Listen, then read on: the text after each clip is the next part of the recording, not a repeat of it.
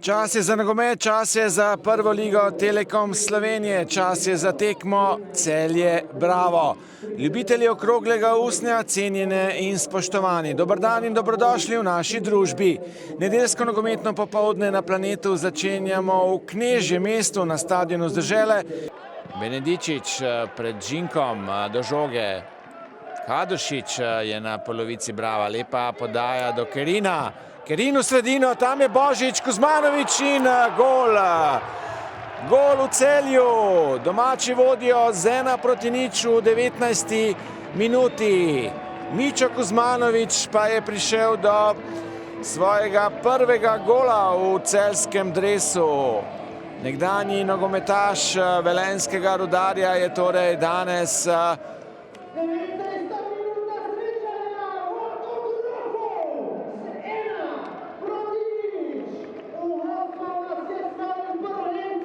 že pokazal en rdeči karton in pa dve najstrožji kazni.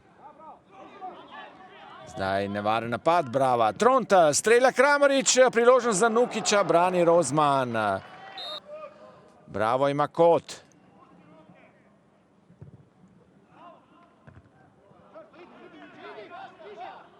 Vrbanec je skočil, potem pa še naprej nevarno za domače. Hitro zdaj tečejo v napad nogometaši Brava. Lepo je Žinko videl Ogrinca. Ogrinec je sprožil, tam priložnost za Kidriča, brani Rozman. Nova nevarna žoga v kazenski prostor Brava. Pungaršek bo streljal, Pungaršek in gol!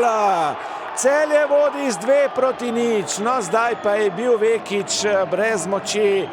In veselje na domači klopi, zadovoljen je Dušan Kosić in zdaj bo ta zaključek tekme precej lažji za aktualne prvake, ki proti Bravu vodijo z 2:0. Takole najprej odbita žoga ven iz kazenskega prostora, potem pa se je odlično namestil za strel Nino Pungaršek, ki je Kerin je zdaj vzel žogo gostom. Kerin teče proti napad. Lepa podaja, priložnost.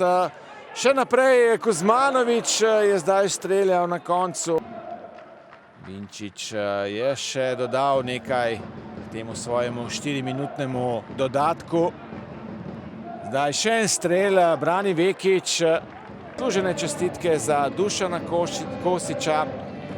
In zdaj se bodo lahko lažje posvetili branjenju naslova celjski nogometaši. Ja, želeli smo pokazati to podobo in seveda želeli smo si predvsem te prve zmage, ki se nam je nekako odmikala in fantje so odgrali in bili nagrajeni za to. Ja, strinjam se. Imeli smo neko obdobje tekme, ko je Celje nam delalo težave, sploh v prvem polčasu.